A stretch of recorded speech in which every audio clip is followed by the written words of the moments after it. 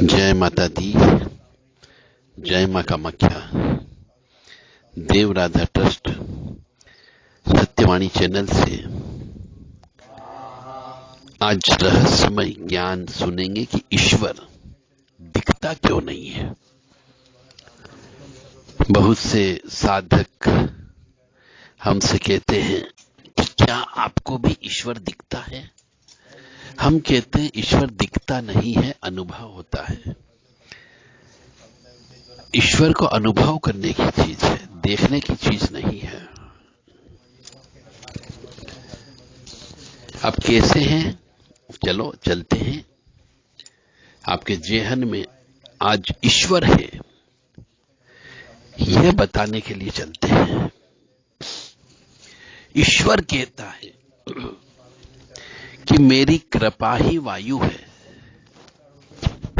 यानी कि आप जो सांस ले रहे हो वो मेरी तो कृपा की वजह से ले रहे हो, यानी मैं ही हूं। क्योंकि आग वो हवा दिखती नहीं है, वायु दिख नहीं रही है, ये मेरी कृपा की वजह से ही तो है, यानी मैं ही हूं। अब वायु तो अदृश्य है और किसी के वश में भी नहीं रह सकती। इसी प्रकार ईश्वर किसी के वश में नहीं हो सकता। लोग बाग जो आप सुनते हो टीवी पर, चैनल पर, यूट्यूब चैनल पर या फेसबुक में, क्योंकि आजकल इलेक्ट्रॉनिक मीडिया है माध्यम का, ईश्वर को गाली दे रहे हैं, ईश्वर को आर्डर दे रहे हैं, ईश्वर से तू मेमे में बात कर रहे हैं, तू तड़ाक से बात कर रहे हैं। अरे ईश्वर तुम्हारा गुलाम है क्या। सब लोगों को भ्रमित करने का तरीका है और लोग बाग भ्रमित हो रहे हैं, वाह वाह वाह कर रहे हैं, तालियां बजा रहे हैं। वो ये नहीं देख रहे हैं कि आप किसका सपोर्ट कर रहे हो, कितने पापी मनुष्य का सपोर्ट कर रहे हो। अरे भगवान तुम्हारे गुलाम नहीं है, तुम एक चींटी से भी बारीक एक मच्छर जैसी जान हो। ईश्वर का गाली देते हो, ईश्वर से काम कराओगे तुम, इतनी बड़ी औकात। तो ईश्वर क्या है, वायु तो ईश्वर है और वो किसी के वश में नहीं है। जब किसी के वश में नहीं है तो किसके आर्डर का पालन करेगा वो, और तुम्हारे आर्डर का पालन करेगा। हवा कब धीरे धीरे चलेगी, कब तेज चलेगी, कब किस दिशा में चल पड़ेगी, ये तुम्हें नहीं मालूम है। अब आगे और समझते हैं, ईश्वर को समझने का प्रयास करिए। और जो आप ये देखते हो यूट्यूब चैनल, जिसमें तथाकथित कुछ पोंगा पंडित, कह लीजिए ये तथाकथित कुछ पागल लोग ईश्वर को आर्डर दे रहे हैं, ये सरासर आप लोगों को पाप के गर्त में डाल रहे हैं। जब कोई नाव चलती है तो नाव चलाने वाला हवा के भरोसे नाव नहीं चलाता है,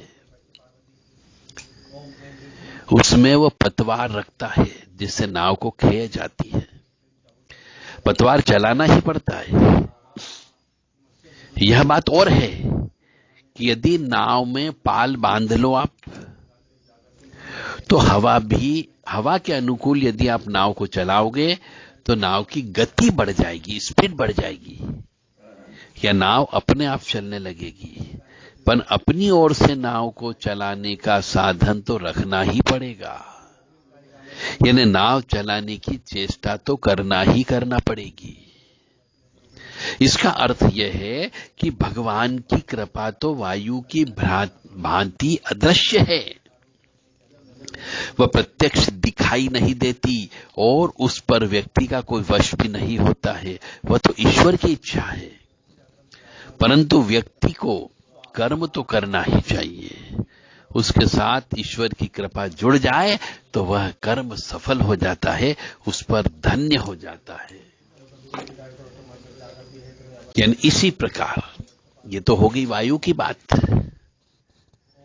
इसलिए वायु अदृश्य है, और वायु यदि बंद हो जाएगी तो तुम मर जाओगे, मैं मर जाऊंगा।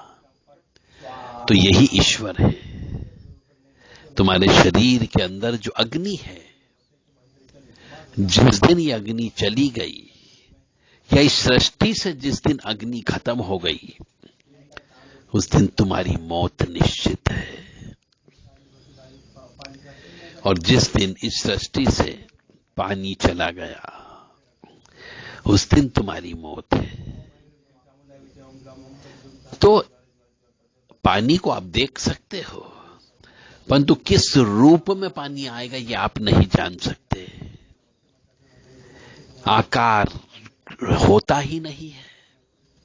आग का कोई आकार नहीं होता है, हवा का कोई आकार नहीं होता है। कब पूरब, पश्चिम, उत्तर, दक्षिण किस तरफ आग की लपटें निकलेगी ये कह नहीं सकते। कोई एक रूप नहीं होता आग का। इसी प्रकार हवा का भी कोई एक रूप नहीं होता है। इसी प्रकार वर्षा आने का भी कोई भी समय निश्चित नहीं होता है।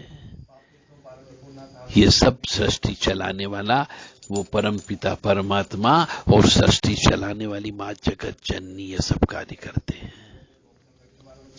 उन्हें पूजो, प्रणाम करो, बारंबार दंडवत प्रणाम करो। तो यही ईश्वर है। तो ईश्वर के लिए कर्म तो करना पड़ेगा। तो उस कर्म में यदि ईश्वर की कृपा मिल गई, यानी नाव तो खेना ही पड़ेगी, परंतु नाव में यदि आप पाल बांध लोगे, हवा के बहाव में यदि नाव को चलाओगे तो मेहनत कम लगेगी और सफलता हासिल हो जाएगी। जय माता दी, जय मां कामाख्या। तो रहस्यमय ज्ञान ये है कि भगवान अदृश्य है, किसी के वश में नहीं है, और कब किस दिशा से आपके पास आ जाएगा ये आपको नहीं मालूम है। वो 10 दिशाओं में व्याप्त है, हमेशा आपके साथ में व्याप्त है। जय माता दी। यानी कि ईश्वर है, ईश्वर है, ईश्वर है। बारंबार ईश्वर को, परमपिता परमात्मा को धन्यवाद दो कि हे ईश्वर, तुमने आज का दिन मेरा बड़ा सुखद निकाला है।